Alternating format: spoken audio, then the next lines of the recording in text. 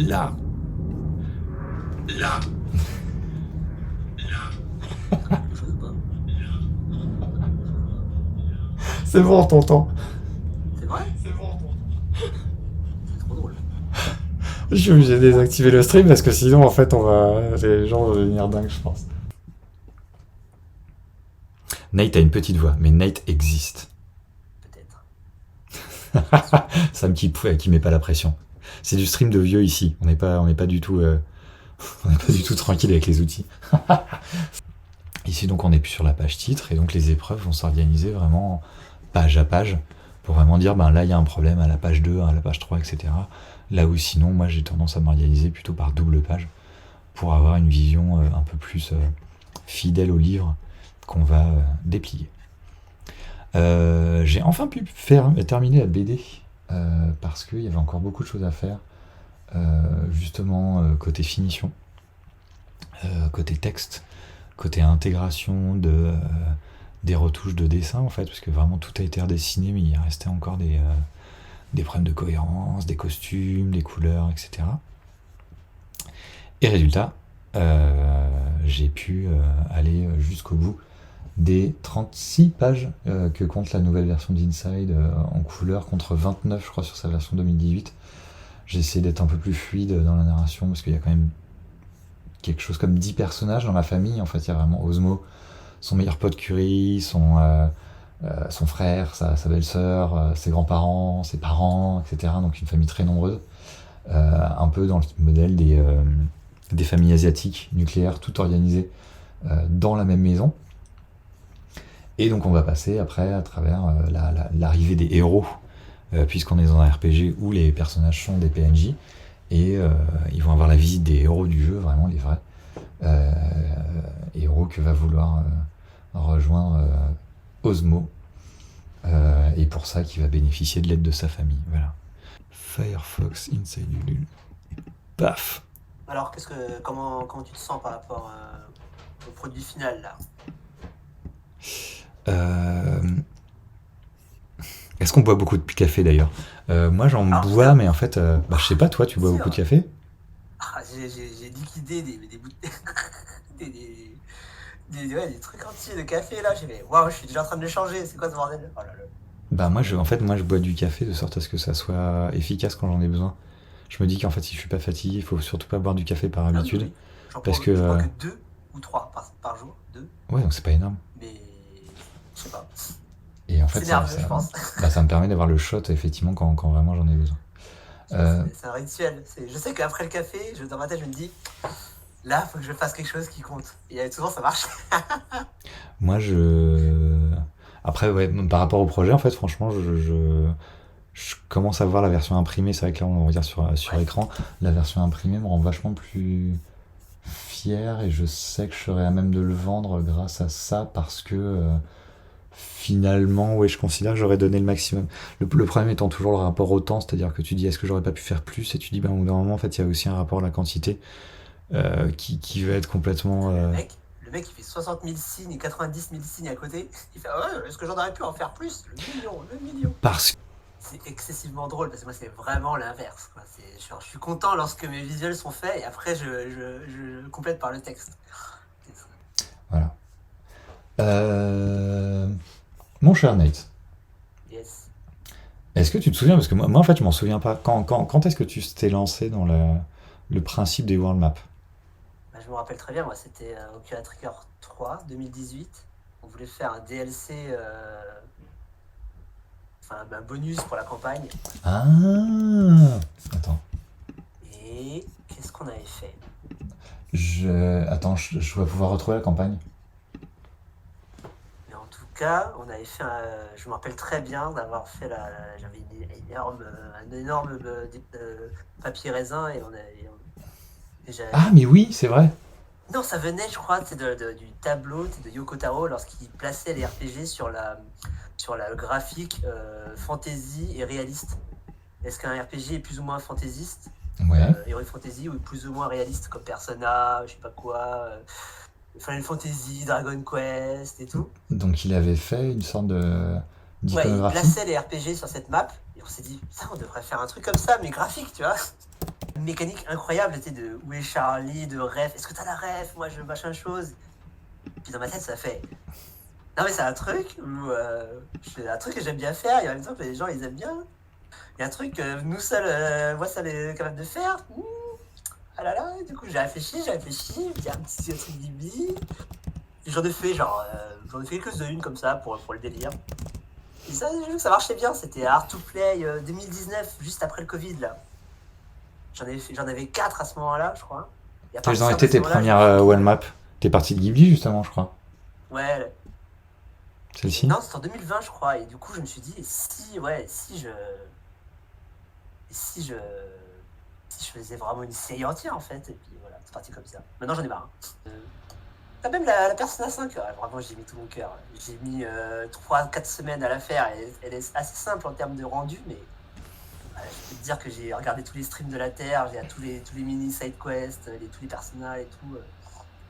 Est-ce que tu as la même méthode que moi quand tu fais ce genre d'image? En fait, tu es obligé de à la fois d'écumer les wikis, mais aussi de lister en amont. Il y a beaucoup Ouais. d'écriture pour dire en Non, fait, je suis obligé d'organiser l'information un peu, quoi. non. Moi, c'est, je pense les wikis. J'ai une sorte de mood board et je copie-colle énormément d'images là-dedans. Et souvent, c'est la nuit, en fait, je réfléchis au truc et genre, je me lève et genre, j'ai l'image en tête. En fait, tu prends tes ingrédients qui sont toutes les références Ouais. et ensuite tu composes. Ouais, la nuit, Ok. quand je dors, souvent j'y réfléchis énormément et après, le matin, j'ai l'idée. D'accord. Et je construis au fur et à mesure. Ok. Et souvent, je place un truc, en fait, je le fais vivre dans ma tête, je me dis que c'est marrant en fait qui est à côté. Bien sûr. Et du coup, après, j'improvise au fur et à mesure et je grossis comme ça. De sorte à ce que l'œil du lecteur est toujours quelque chose. Ouais, mais en vérité, des fois, c'est pas. Par exemple, celle-là, il y a des énormes problèmes de composition, tu vois. Elle est pas harmonieuse.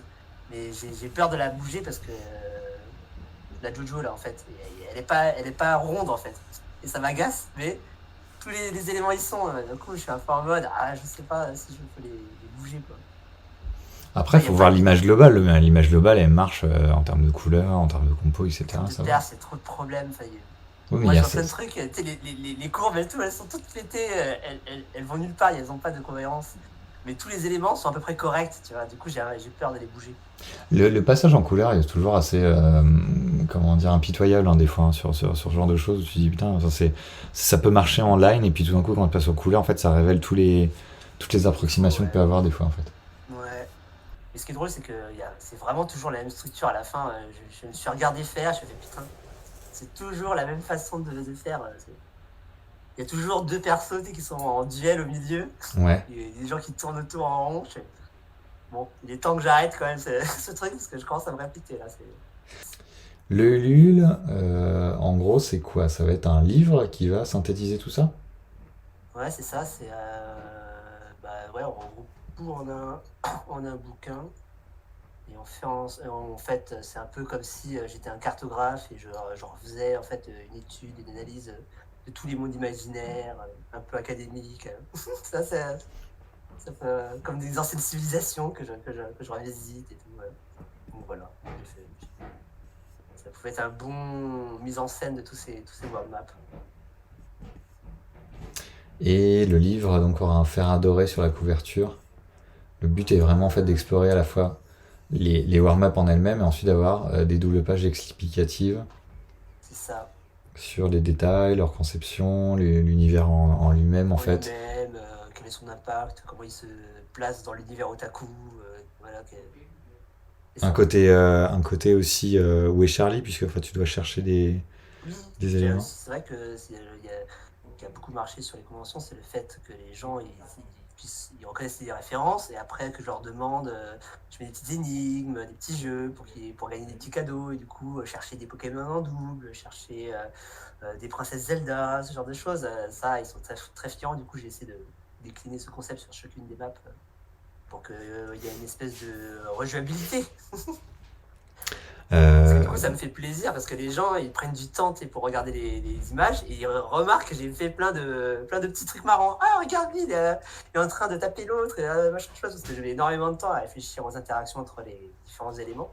Et comme les gens ils cherchent, mais ils regardent. Et du coup, comme ils regardent, ils font ah, mais il y a encore plus de détails que je pensais. Bien sûr. Du coup, c'est un peu le but. Oui, c'est pas des images comment dire, qu'on consommait en quelques secondes en fait. Effectivement, on peut creuser très, très longtemps dans les détails. Du coup, celle à 90, pour moi, c'est celle en fait où en fait, je me suis dit ça ferait vraiment être sympa, c'est de faire en fait de prendre une world map et mettre tous les contributeurs justement qui payent à ce palier-là pour les redessiner dessus et mettre leur petit avatar plus un petit pseudo et comme ça fait un tirage exclusif de remerciements pour tous les contributeurs. Voilà, Faites-vous dessiner dans une world map. c'est ça. Ah, c'est ça, oui, c'est sur les réseaux sociaux. On voyait pas en entier.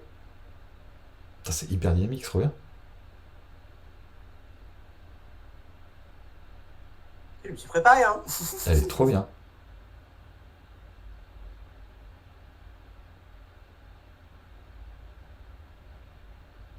Trop cool, clean. Lol. In real HD. 4K. D'ailleurs, ça me fait penser tes bulles de dialogue, bien sûr, au YouTube que tu animes avec avec tes aventures, principalement, Ouais, en salon. c'est vrai. C'est là. Mais elle est trop bien, la vidéo. Dans les 3 images. Wow. RPG japonais. Tout Ghibli. Ah putain, mais même la flamme de la bougie en haut à droite, elle est trop bien. J'ai fait de la réhute de l'animation sprite. J'ai mis en glow, je suis ça marche trop Rien ne se perd, tout se transforme. Exactement. Quelle blague. Franchement, avec ça, si les gens comprennent pas, C'est jamais, hein. J'apprends des trucs là sur After Effects là. Illumination globale, des lumières dynamiques et tout. Interesting. trop classe. En fait, j'aurais dû lancer la vidéo dès le début, comme ça, on n'avait plus rien à dire. On disait, bon, c'est plié en 2 minutes. Oh là là. C'est censuré. Je galère, désolé. Ouais, c'est dingue. Alors, est-ce qu'on y arrive? Mais oui. Voilà. Là, t'en es sur la couverture, donc. Ouais, j'ai entre guillemets fini, mais peut-être pas, peut-être que oui. Ça dépend des jours. Cette partie-là là, qui est foireuse là. Le cadre? Ah, du fond. Tu veux dire là, Ah, le vent. Oui, parce qu'en fait, là t'as les 5 éléments, c'est ça? Ah, t'as un fruit du démon, là-haut. Oui. Bah oui, c'est des références geeks. Putain. Hyper beau. Et de loin, ça fait un truc un peu ancien, tu vois. C'est une espèce de décoration. Bref, parfait. Et là, tu vois, autour, là, c'est tous les. Il y a Astro Boy, il y a Toro, il y a Naruto. J'ai vu un petit Pikachu aussi se balader à un moment donné. Ça, c'est le fruit de Berserk. Bref. Ça, c'est Penguin Jump. Ah, mais oui, le fameux. Ça, c'est Simon. Voilà.